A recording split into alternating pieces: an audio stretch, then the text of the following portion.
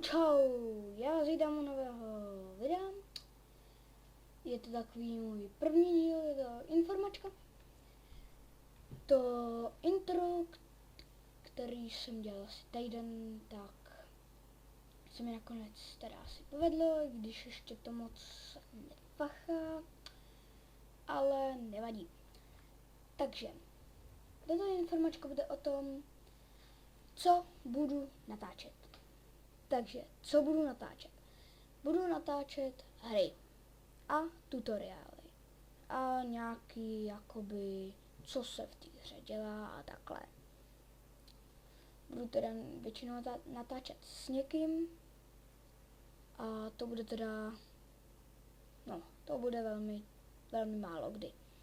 Takže, co budu hrát? Budu hrát hlavně World of Tanks. Takže budu hrát World of Tanks, teď nevím, co se mi stalo z obrazovkou. Budu hrát teda World of Tanks, War Thunder, Total Immersion Racing, to je přesně toto.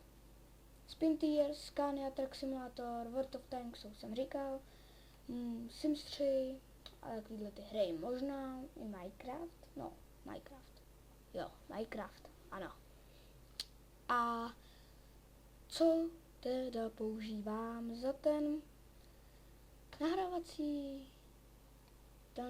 tento nonc, Bůh ví co dělající, takže tohle je YouTube, něco jakoby YouTube, ale je to ATUB a je to teda jakoby takový pro začátečníky, já jsem teda začátečník, nemám zájem. Takže tady máte že audio, všechno vidíte, všechno mám tady facha, video, jasně. Takže na to, jaký bude tutoriál, jak to spustit, jak to udělat a takhle. Takže já se na vás těším, až spolu někdy budeme zase natáčet.